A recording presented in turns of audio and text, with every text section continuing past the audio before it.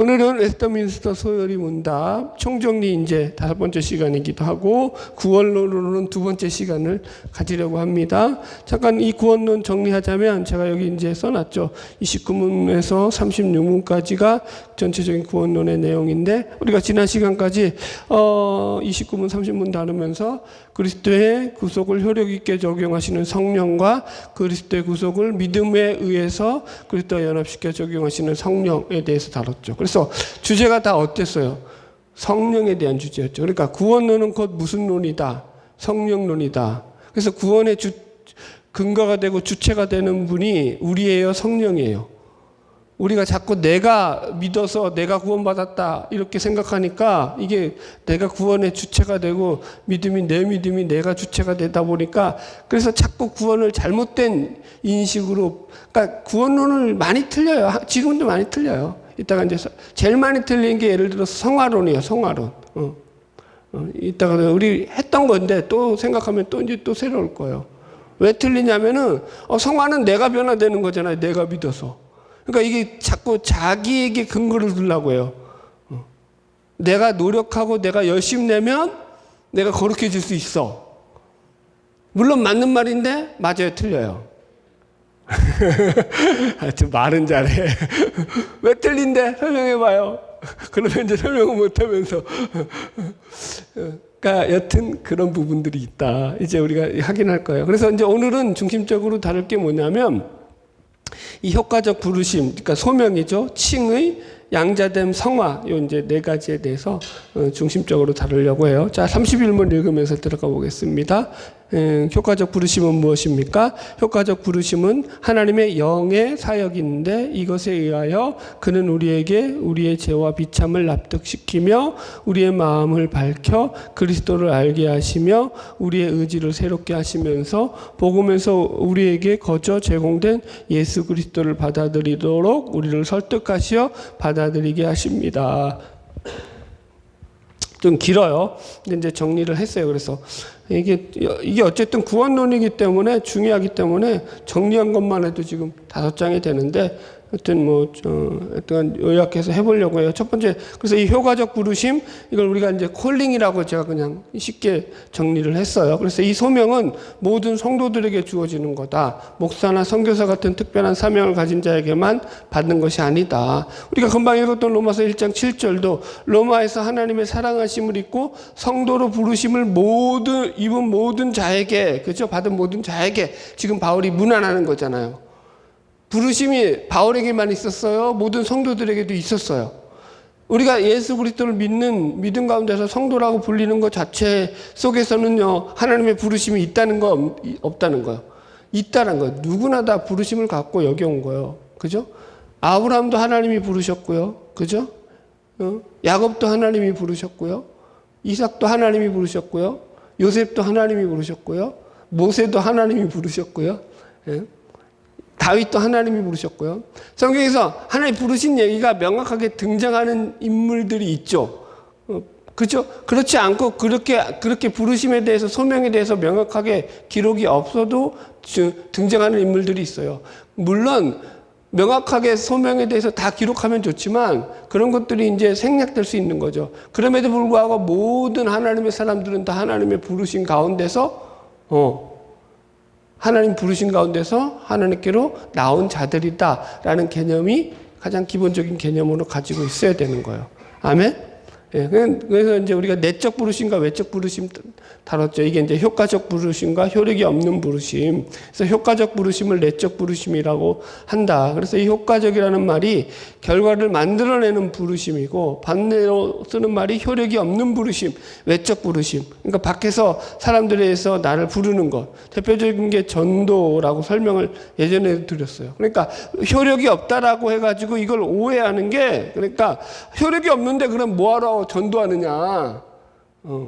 그러니까 말을 효력이 없다라는 게 효과적이다, 효력이 있다라는 것에 대한 반대편으로 표현을 쓴 거지 아예 효과가 제로야 이 얘기가 아니라고요.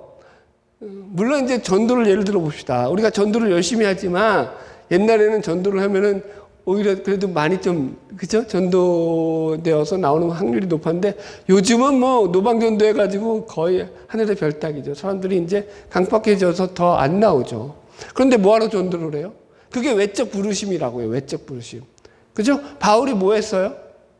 선교여행 가서 전도했다고. 전도 복음을 전했다고요. 그 전하는 속에서 내적 부르심, 하나님이 마음을 열어서 그죠? 빌립보의 루디아 같이 말씀을 듣고 그가 예수 그리스도를 믿고 하나님을 믿는 자들로 변화되는 그런 일들이 일어나는 거예요. 외적 부르심 가운데 내적 부르심이 있는 거죠. 근데 외적 부르심은 내적 부르심에 비해서 비효율적이다, 한마디로. 그러니까 그렇기 때문에 이제 이렇게 표현하는 거지 아예 효과가 없다 이 얘기하는 거 아니다. 이해하셨죠? 예. 또 오해하는 게 그러면은 하나님이 다 정해서 부르실 것 같으면 하나님이 알아서 하실 일인데 우리가 뭐하러 전도하냐. 그 장로교 쪽에 이런 생각 가지고 사람들이 있다 그랬잖아요. 그래 안 그래요? 하나님이 왜요? 아, 지금 그렇게 생각했다고요? 하나님이 다 알아서 하실 텐데 전도를 뭐하러 해? 이게 아주 그러니까 인간의 죄인된 싹수의 노란 노란 싹수. 아주 죄인된 그 본성이 드러나는 거죠. 뭐예요? 나쁜 거는 전부 다 하나님께 책임 전가하고 좋은 건 다 나 때문인 거고. 여러분, 이게 그런 차원이 아닌 거예요, 여러분들. 이게 불특정 다수에게 복음이 증거되지만 그 중에서 하나님이 택한 자가 누군지 우리는 모르잖아요. 어떤 자가 그 말을 듣고 구원받을지 누가 알아요? 그래요? 하나님이 자, 이렇게 물으면 돼요. 그러면, 자, 하나님이 정해놓은 자를 알아요? 몰라요? 모르잖아요. 알면 그렇지. 우리가 안 해도 되지. 우리 모르잖아. 그러니까 열심히 해야죠. 아멘? 예, 전도 열심히 합시다.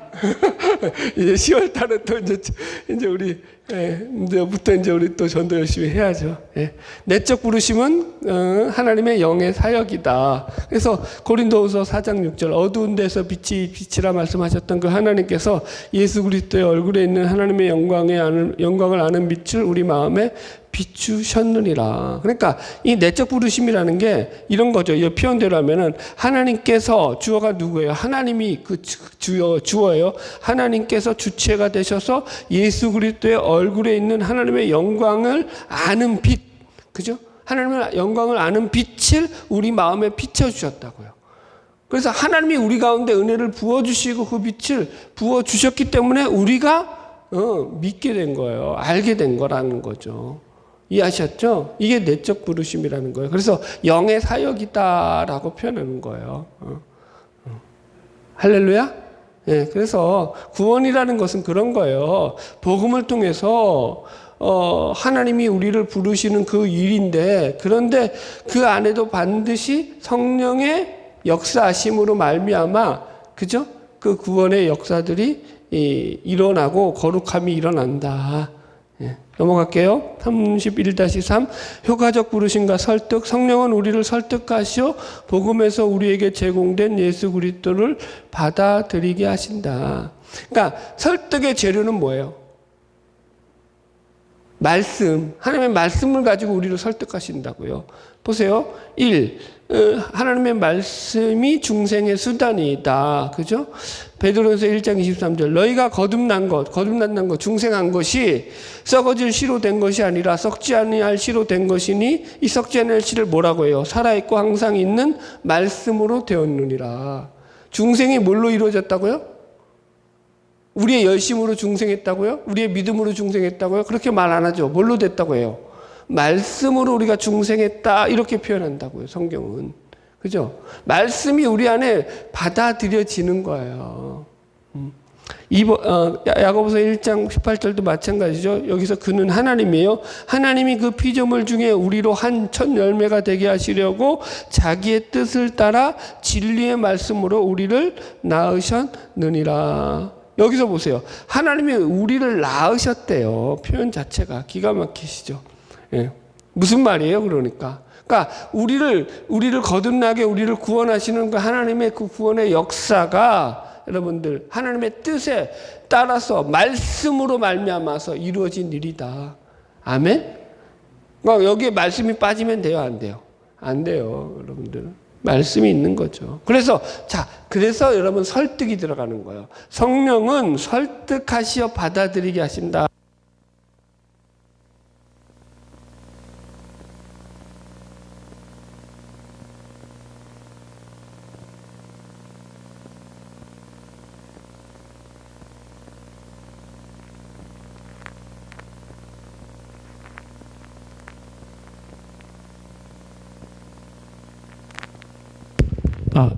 배터리가 나갔습니다. 참 다이나믹하죠? 자, 다시 설명할게요. 성령이 설득하시어 받아들이게 한다는 거예요. 뭐 때문에 설득이 나오는 거예요? 말씀이기 때문에. 우리가 거듭나는 게 말씀을 들어서 말씀에 의해서 거듭나는 거기 때문에 그 말씀으로 인해서 하나님께서 우리에게 들을 길을 열어주시고, 그래서 그렇게 하시기 위해서 우리를 설득하시는 작업을 성령님이 하신다라는 거예요. 그래서 우리 생각에는 하나님의 부르심이 초월적이고 계시적인 차원이라서, 그죠? 이건 하나님이 직접적으로 하나님이 하시는 영의 사역이잖아요. 그러니까 이게 초월적이란 말이에요. 기적적이고. 구원은 그 자체가 기적 아니에요? 그래서 이게 우리는 강제적이고 권위적이라고 추측할 수 있지만, 의외로 하나님의 부르심은 설득의 요소가 강하다라는 거예요. 그죠? 예를 들어서 모세를 부르실 때 하나님께서 모세가 4-5번 넘게 거절하잖아요. 그래요, 안 그래요? 그죠? 하나님 보낼 만한 자를 보내소서, 삐져가지고 하나님 앞에. 그죠? 난 못 가요. 우리 식으로 하면 배째라 그러잖아요. 그런데 하나님이 어떻게 하셔요? 모세가 그렇게 배째라 그러는데 하나님도 그래 배째라 그리고 똑같이 대응하세요? 아니에요. 출애굽기 보세요. 하나님이 모세의 말을 그냥 듣고 참으세요. 그러면서 그를 설득해요. 하나하나 하나님의 이름까지 가르쳐주시고, 야 지팡이 잡아봐라, 던져봐라. 야 아주 친절하시죠. 지팡이가 뱀이 되게 하시고, 기적도 보여주시고. 하나님이 그러니까 모세를 설득하신다고요. 그래서 하나님의 사람으로 세우시죠. 하나님 우리도 마찬가지라는 거예요. 이게 구원이요 강제적일 것 같으면은요, 여러분 보세요. 이제 이런 거예요. 이게 믿다가 안 나오는 사람이 있어요. 그래서 이제 방학 중인 사람들 많잖아요. 신앙의 방학 중 이런 사람들 많잖아요. 그런 사람들 있으면 자 강제적이라고 생각하고 초월적이라는 것만 듣고 나면 하나님이 꿈에 나타나가지고, 그죠? 반 작사를 내놓는 거야. 그 인간을. 너 교회 안 나가면 내가 너 이제 이거는 내가 꿈에서 하는 거지만 너 실제로 너 가만 안 둘 거야? 만약에 그렇게 하나님이 협박을 하신다고 쳐봐요. 그 사람이 교회 안 나가겠어요? 나오겠어요? 여러분 그런 꿈 꾸고 나오셨어요? 아니죠. 아니 그렇게 하셔요, 안 하셔요? 안 하셔요. 어느 때 하나님이 말씀에 대한 갈망을 주신다고요. 그리고 말씀을 듣고 우리가 거기 속에서 하는 말씀에 따르게 한다고요. 그래서 이게 설득이라고 한다고요. 설득. 그래서 이것을 효과적 부르심이라고 한다고요. 성령에 의해서, 하나님에 의해서 주도권이 있기 때문에. 그래서 제 설교도 마찬가지라고 했어요. 목회자의 설교도 이게 선포식이라기보다는 설득식인 거죠. 성도들에게 말씀을 가르쳐서 이해시키는 거죠.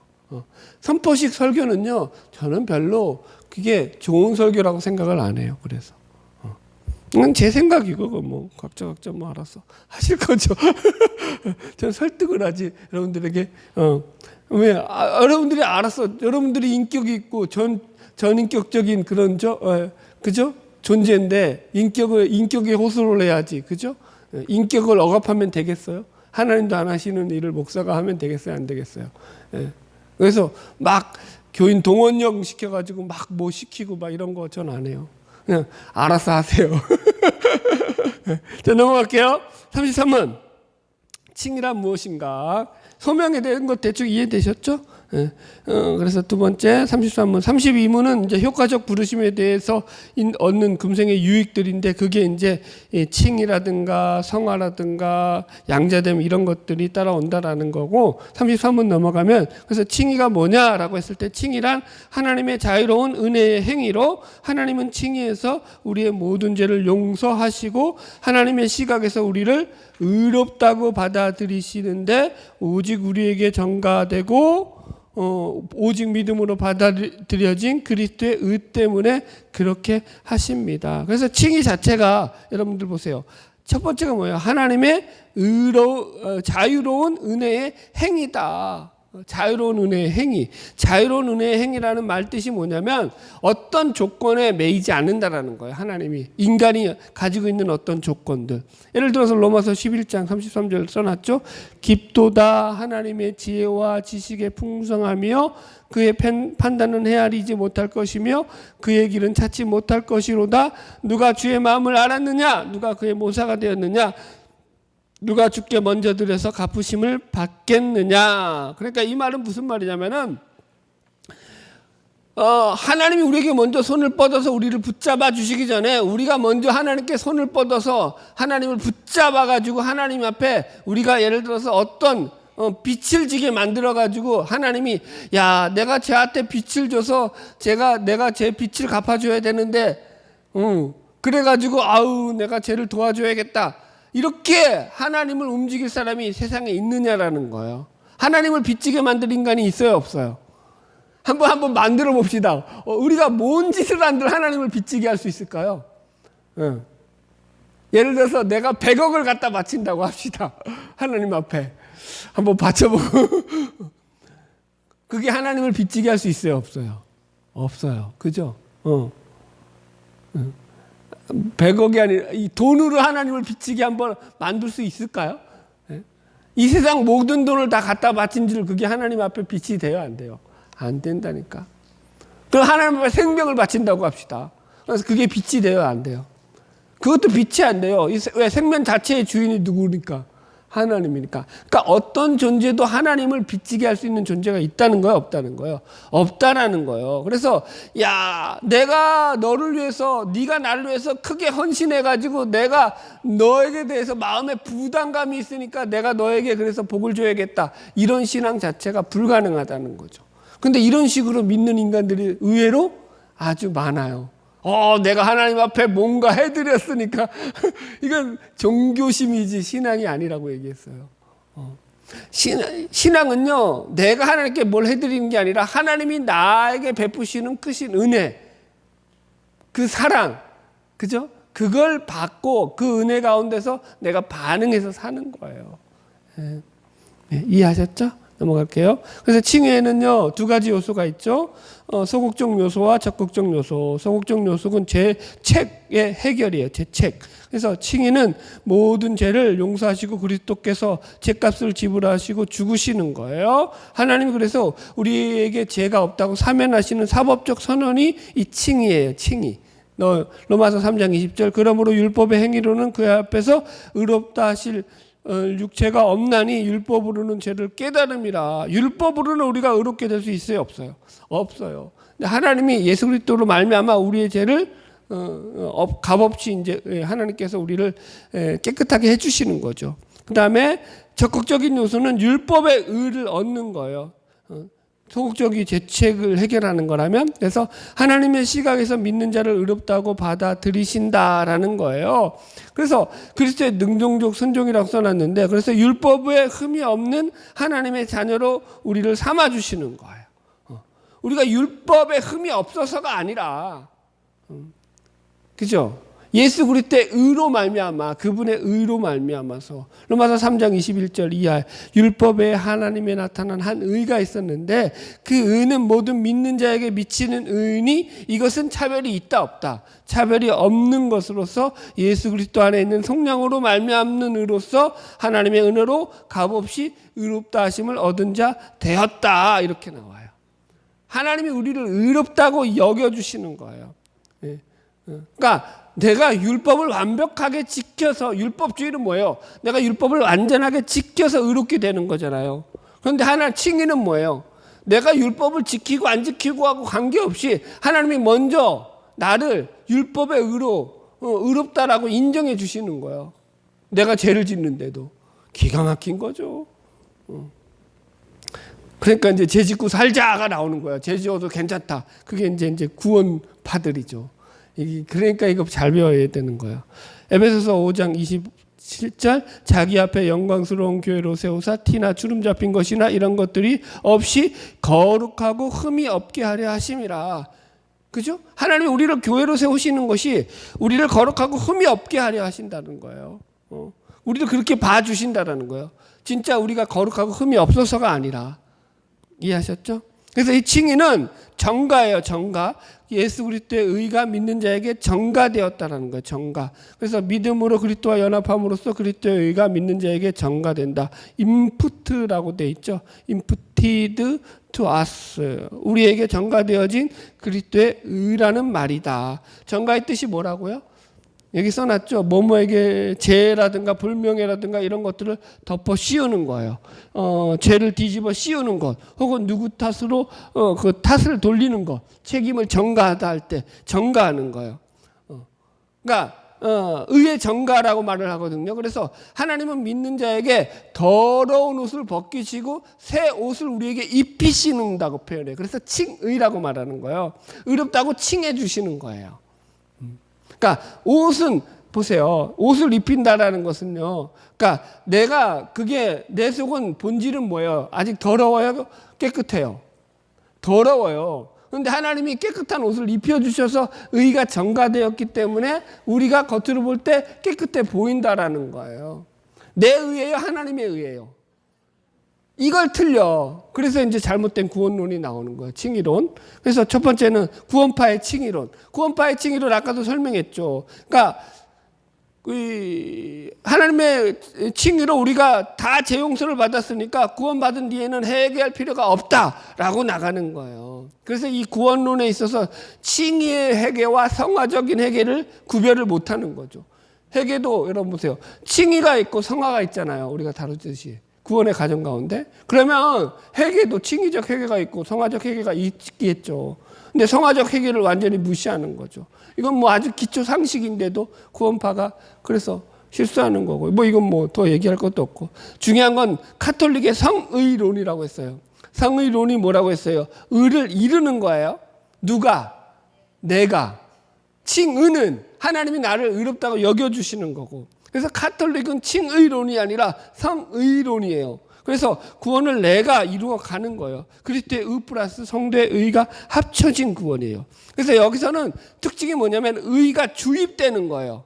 뭘 통해 가지고? 사제들의 미사를 통해서 성찬식, 그죠? 그런 성례를 통해 가지고, 그죠? 떡과 포도주를 먹고 마실 때 어떻게 되는 거예요? 그럴 때 의가 나한테 주입되는 거예요. 들어오는 거예요. 여기 주입과 정가의 차이. 그래서 주입은 그것이 들어와서 내 것이 되는 것을 말하고, 정가는 내 것이 아닌데 내 것인 양 인정받게 되는 것을 말한다. 자, 이거 조금 더 설명해 줄게요. 그래서 성의론이 가다 보니까 뭐가 문제가 되는 거예요, 여러분들? 이게 의가 주입이 되다 보니까, 그죠? 카톨릭의 성의론,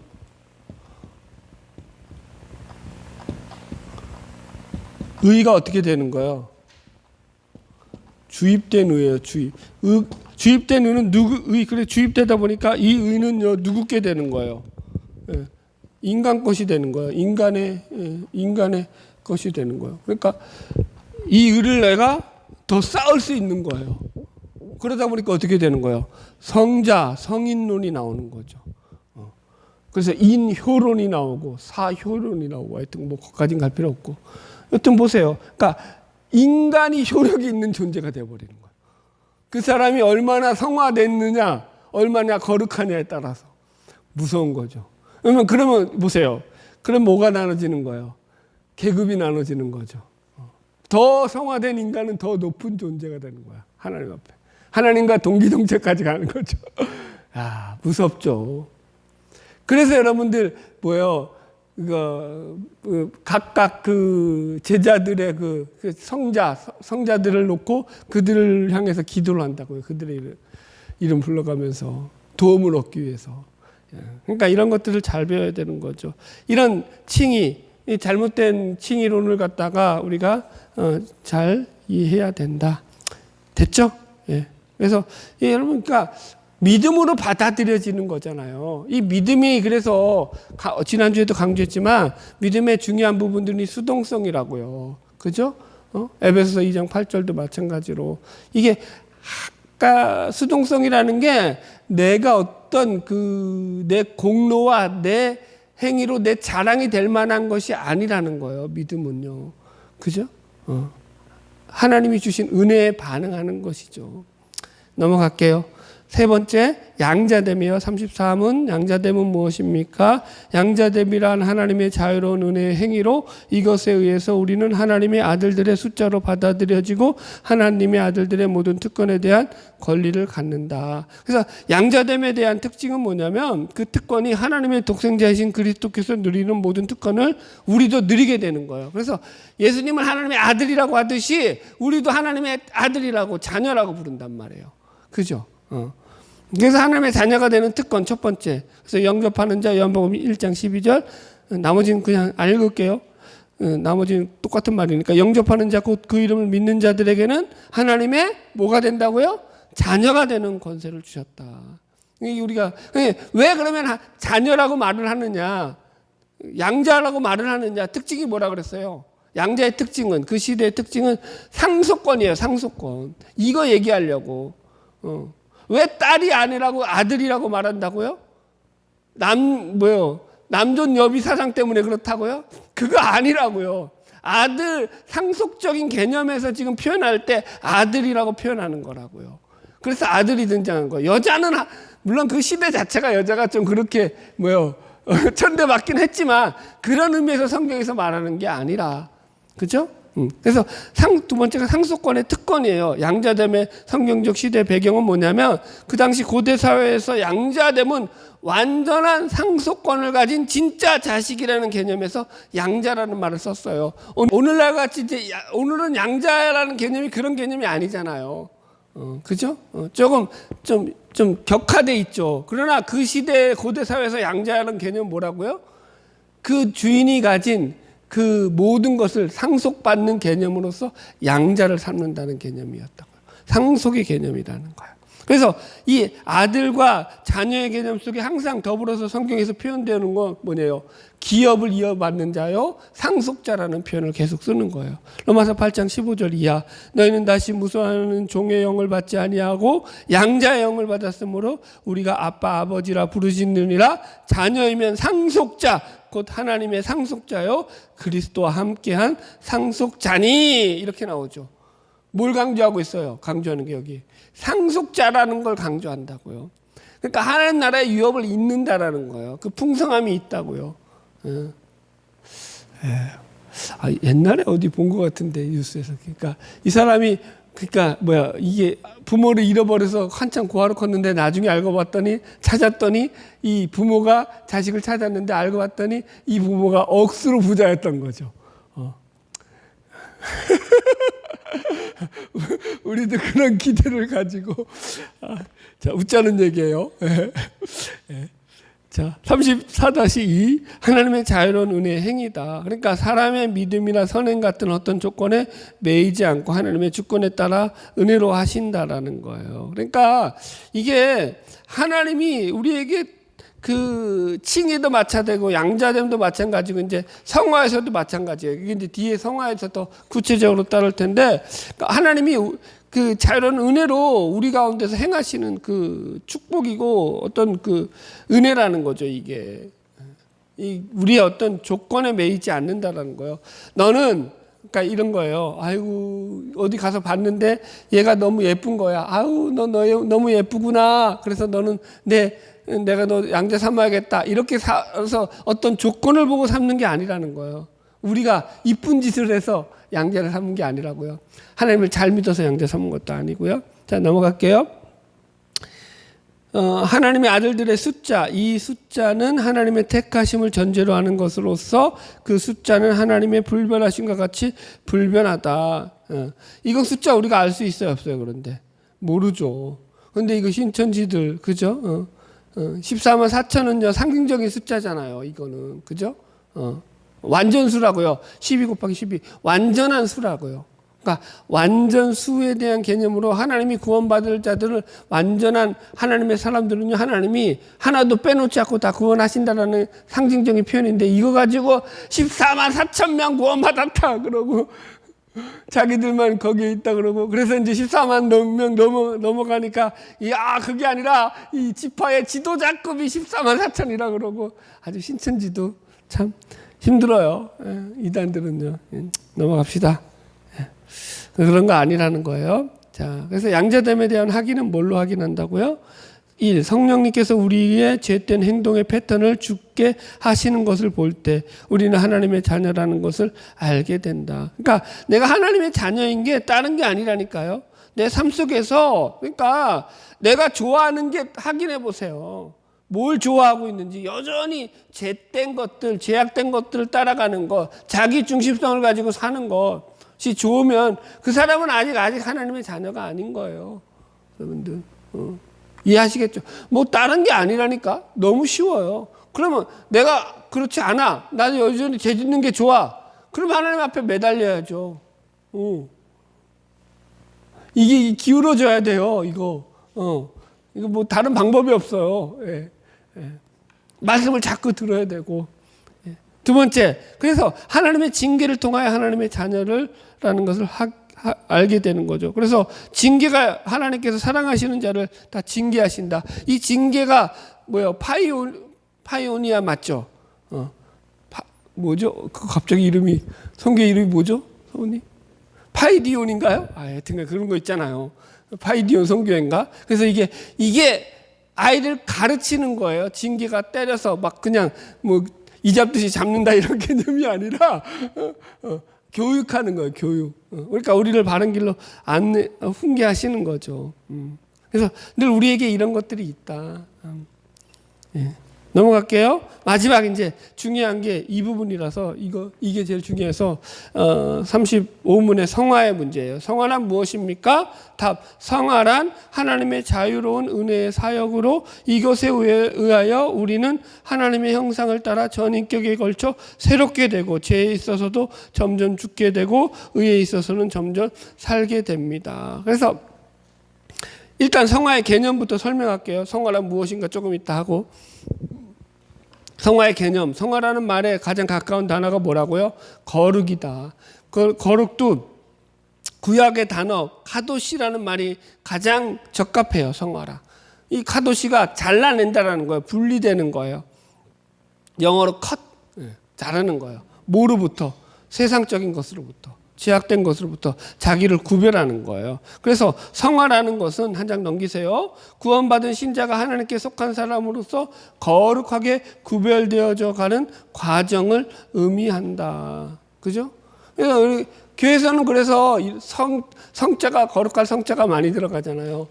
변화된 교인을 갖다가 성도라고 하고요. 교회를 성전이라고 하고요. 우리가 읽는 바이블을 성경이라고 하죠. 이거 뭐라 그래야 돼? 그죠? 성경책. 그러니까 다 성자가 많이 들어가죠. 그러니까 그런 것들이 이제 구별됐다라는 거예요. 거룩하게 구별됐다. 레위기 19장 2절.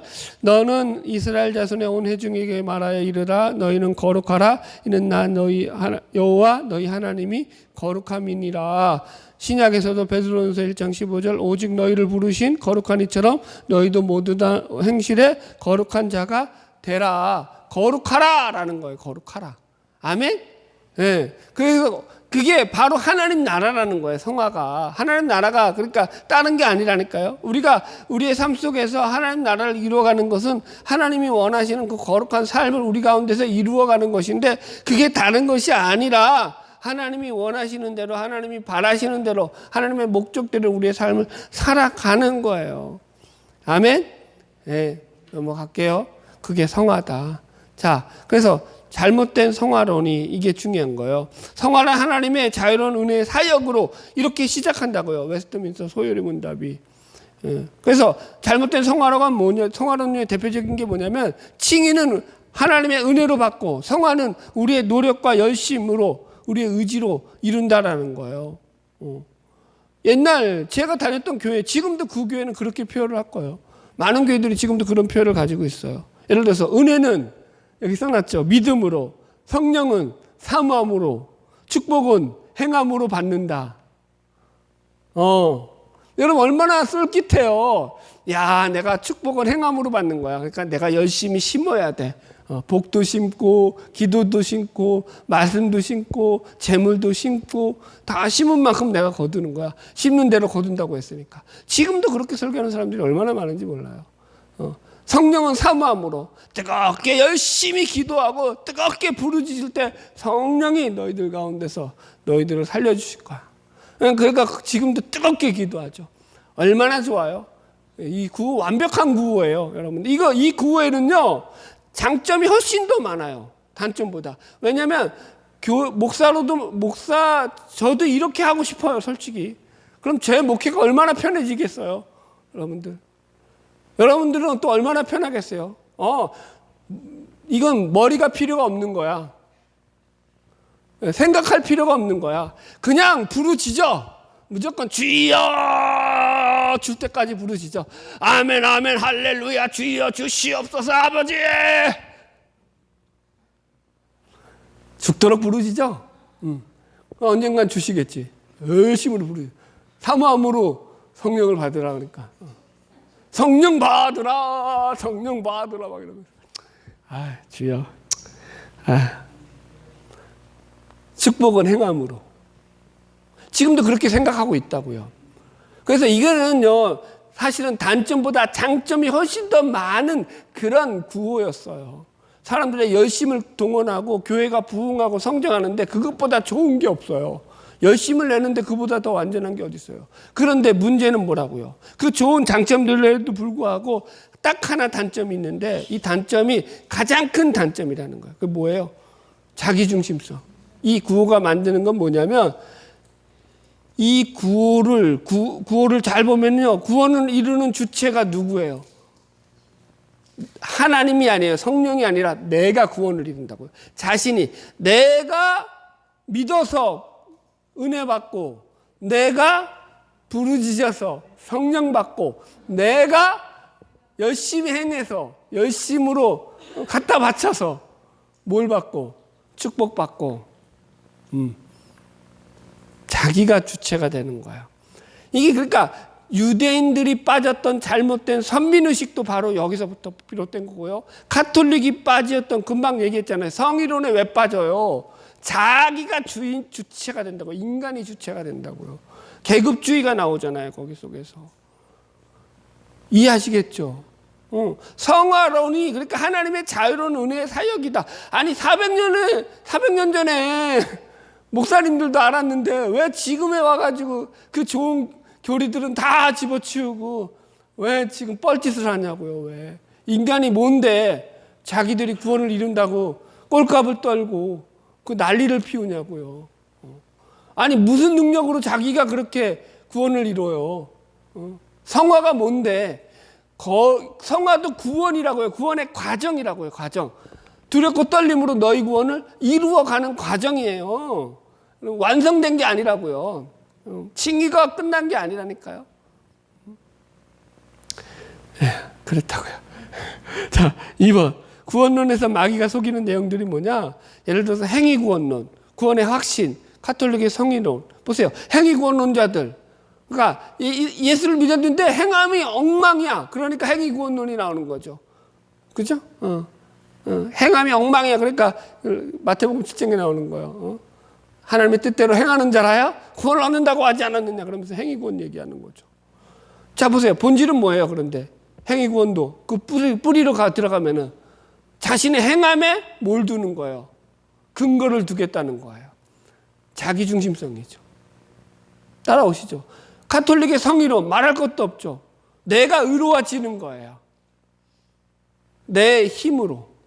나에게 주입된 그 의로 말미암아서. 또 뭐가 있죠? 구원의 확신, 구원파, 구원의 확신들. 구원의 확신을 왜 가지려고 하죠? 인간들이 구원의 확신을 왜 찾죠? 난 너와 달라. 나는 너희들하고 달라. 나는 이렇게 구원받은 자야. 차별의식이죠. 여러분들. 이 모든 것은요, 그래서 이 구원의 주도권을 하나님이 아니라 자기 자신이 갖고자 하는 그런 죄인된 욕망에서 나오는 것들이에요. 자, 써놨어요. 질문. 하나님의 은혜를 내가 믿음으로 받아들인 것이니 내 공로도 있지 아니하느냐? 내가 반응해서 내가 변한 것이 아니냐? 성화는. 그러니까 내 공로도 있지 않느냐? 성화에서는. 라고 질문을 했어요. 답이 뭐라고요? 구원은 이리로 가지 않는다. 하나님의 은혜를 믿음으로 받아들임으로써 일어나는 올바른 신앙의 작용이 뭐냐면 자신의 죄인됨에 대한 자각이지 자기의 자기 공로, 자기 행위로 가지 않아요. 그래서 성화를 잘 배워야 돼요. 그러니까 어렵다니까요, 여러분들. 거룩을 여러분들 내가 조금만 방신하면요 자기 확신으로 간다고요. 성화는 성령과 인간의 협력으로 이루어진다. 예, 이거 뭐 넘어갈게요. 이거 힘들어요. 이런 부분이 있다. 그래서 칭의와 성화가 다른 독특한 특성에 대해서 잠깐만 나눌게요. 칭의는 죄인의 외부인 하나님의 법정에서 벌어지는 사건이기에 사람의 참여가 배제되어 있어요. 그죠? 하나님이 우리를 하나님의 법정에서 의롭다고 인정하는 게 칭의였잖아요. 법적으로 우리를 무죄 선언하는 거라고 했잖아요. 그죠? 제 책임을 면해주시는 거. 그런데 성화는 뭐예요? 죄인의 내부에서 발생하는 변화예요. 그래서 사람의 참여가 여기 있죠. 우리 마음을 하나님께서 들어와서 우리를 변화시키는 거니까. 성화는. 그죠? 그럼에도 불구하고 이 변화되는 것도 정확하게 보자면은 사람이 그 성화를 주도하지 않고 성령님이 주도하신다라는 거예요. 우리를 거기에 참여시킨다라는 거예요. 그래서 믿음에 대해서 얘기했잖아요. 지난주 그래서 그렇게 성령론을 강조하면서 믿음에 대해서 수동성을 얘기한 게 뭐예요? 우리가 참여함을 받는 거라고요. 내가 적극적으로 처음부터 계획해가지고 설계해서 내가 실행하고 적용하는 게 아니라니까요. 그분이 다 하시는데 거기에 우리를 참여시켜 주시는 거라고요. 주도권이 하나님께 있다고요. 성령님께 있다고요. 거기 속에서 우리가 믿음으로 반응하라는 거니까요. 그러니까 자꾸 우리는 왜 성화를 갖다가 오해하냐면 내가 인식론으로 내가 참여해가지고 내가 거기서 반응하다 보니까 내가 하는 거 아니야 라고 생각한다고요. 늘 설명하잖아요. 그래서 왜 교회 와서 막 부흥회하는데 뜨겁게 찬양하다가 막 그저 찬양하고 막 해가지고 막 올라왔어. 뭐가 그리고 막 하늘에서 불이 더 떨어진 것 같아. 막 불 받고 은혜 받았어. 눈물 철철 흘렸어. 그러면 이제 그 사람 뭐가 되는 거야? 야, 은혜 받았다. 이 신령한 집회다. 내가 변화받았다. 나 거듭났다. 라고 말한다고 합시다. 물론 그렇게 이제 은혜 받아서 나는 뭐 그런 거 별로 안 좋아하지만 그렇게 은혜 받을 수도 있고 변화될 수도 있다고 칩시다. 그럼 그렇게 변화됐다고 했을지언정 그 변화의 주체는 자기예요. 하나님이에요. 하나님이 그를 변화시켜주고 그 마음을 열어주셨기 때문에 그렇게 된 거라니까. 그런데 우리는 어떻게 생각한다고요? 내가 부르짖고 내가 참석하고 내가 열심히 해가지고. 그렇다고요. 넘어갈게요. 그러니까 여기서 구원론 절대 틀리면 안 돼요. 구원의 주체는 누구라는 거야?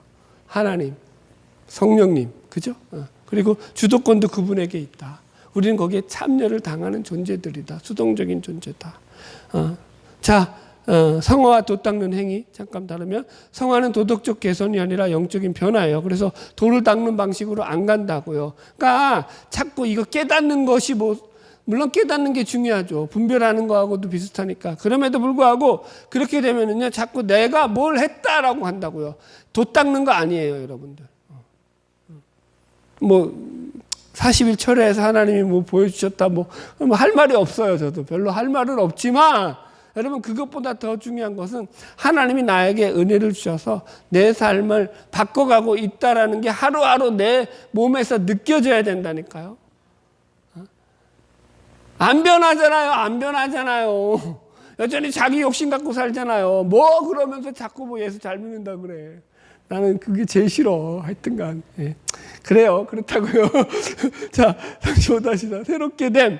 하나님의 형상을 따라 전 인격에 걸쳐 새롭게 된다. 그러니까 그죠? 전 인격이 새롭게 되는 거예요. 전 인격적인 지정의가 하나님의 형상으로 회복되는 거예요. 그러니까 우리가 인격적으로 반응한다니까요. 그러니까 내적인 변화라고요. 내적인 변화. 성화의 목표는 그래서 외적인 재산 증상이라든가 신분 상승이나 만사 형통의 수단이 아니라 내가 행함으로 복 받는다 이게 아니라 내적 인격의 변화, 지정의의 변화가 성화의 목표다. 그래서 성장과 성숙이 있죠. 성장과 성숙. 그죠? 성화에는. 그럼에도 불구하고 성장과 성숙에 조심해야 될 게 있어요. 그러니까 우리가 성장하고 성숙해 가는 거예요. 예수를 믿으면. 그죠? 그래서 자라난다고 표현하잖아요. 성경에는. 그럼에도 조심해야 될 게 뭘까요, 여러분들? 이게 어떤 부분이 있냐면은 이 성장과 성숙을 개인적인 성장과 성숙에만 머물러 있으면은요, 이것도 교만하기 쉬운 거예요. 그러니까 이런 거예요. 내가 좀 성숙해져, 성장했어. 내가 좀 자라났어. 그러면은 옆에 미흡한, 자라나지 못한 성도의 미흡하고, 그러니까 연약한 부분이 보일까요? 안 보일까요? 보이죠? 그럼 어떻게 나올까요? 그렇지. 에이, 그렇게 나온다고. 아유, 그것도 못해? 그렇게 나온다고요. 그게 잘못 성장한 대표적인 예라고요. 그건 진짜 성숙이 아니라고요. 하나님은요, 어떻게 해요? 자, 하나님이 우리를 어떻게 대하셔요? 우리가 어릴 때부터 자라난다고 할 때 하나님은요, 우리의 신앙을 보실 때 안 자라나고 있을 때 에휴, 이거사. 이렇게 말을 안 듣냐고 뒤지게 때리세요, 우리를? 그렇게 안 하시죠? 어떻게 하셔요? 네, 오래 참고 기다려 주셔요. 참고 기다리신다고요. 우리도 그래서 기다려줘야 되는 거예요. 그런데 그냥 기다리지 않으셔요. 어떻게 기다리실까요? 거기에 중요한 단어가 하나가 있죠. 사랑으로 기다려줘요. 사랑으로. 마음이 따뜻하게. 그래서 친절하다고 표현하는 거잖아요. 하나님 우리를 그렇게 기다려. 그냥 재수 같아서는 그냥 뒤통수한테 팍 때리고 정신 차리고서 하고, 그죠? 야, 그것도 모르냐, 그것도? 이러고 싶은데, 하나님이 그렇게 안 하셨거든요. 기다려주고, 스스로 말씀으로 우리를 설득하시고, 성령님을 통해서 우리를 변화시켜 가셔서 여기까지 오게 하셨다거든요. 그러니까 우리도 어떻게 하는 거예요? 믿음이 연약한 옆에 성도가 있으면 어떻게 해야 돼요? 사랑으로 기다려주세요. 막, 재촉하지 마시고요. 너무 여러분, 아이 뭐 우리가 자라봤자 얼마나 잘하겠어요. 예. 막 그러니까 서로 그럴 필요 없어요, 여러분들. 우리가 뭘 안다를 한다고 해가지고 그 사람의 믿음이 더 좋아지지 않아요. 제가 여태까지 경험해봤던 바는 그거예요. 그냥 말씀을 말씀대로 듣고 전하고 그러면서 제가 늘 얘기하는 게 뭐예요? 말씀을 요거 몇 년 동안 계속 전하면서 우리 교회에서 제일 많이 잘한 사람이 누구라고요? 인정 안 하는데? 저잖아요, 저. 제 자신이라니까요. 여러분들을 기다려주면서 제일 많이 잘한 사람은 저라니까요. 제 자신이 잘하다니까요. 여러분들 마찬가지예요. 여러분들 그렇게 자라나는 거라니까요. 뭐 그냥 대단하고 뭐 이런 거 아니에요. 그래서 감리교 웨슬레 목사님은 이걸 그래서 공동체적인 성화라고 얘기해요. 교회 안에서 그러니까 교회가 공동체가 중요한 게 그 분위기에 따라서 함께 간다고요. 지금도 마찬가지예요. 저기 뭐 우리 또 그러니까 교인들 많이 모이는 교회 거기 오늘도 뭐 무슨 뭐 세미나 한다고 기도 무슨 학교 세미나 한다고 그래가지고 목사님들 뭐 회비 얼마 내고 뭐 해가지고 뭐 몇 박 며칠로 해가지고 저거 연수받으면 그냥 당신 내 교회도 부흥할 수 있습니다. 뭐 아 참네. 그러고 있어요. 그러니까 그런 교회는 무슨 분위기예요? 그냥 모여서 이제 죽어라. 그러니까 1년 365일 기도로만 파는 거예요. 그냥 기도. 기도가 답입니다. 기도가 길입니다. 기도가 문제 해결의 비결입니다. 여러분, 말씀이 없죠. 그러니까 말씀은 기도를 위한 하나의 도구밖에 안 되는 거죠. 전도, 주객이 전도돼 있죠. 이해하셨죠? 그래서 여러분들 그렇다고 기도하지 말라 이거 아니에요. 또 오해하지 마세요. 기도 좀 하세요 좀. 기도 좀 하시는데 말씀의 뿌리를 잡고 하시라. 뭐 여기까지 할게요. 에이 몰라요. 에이 그래요.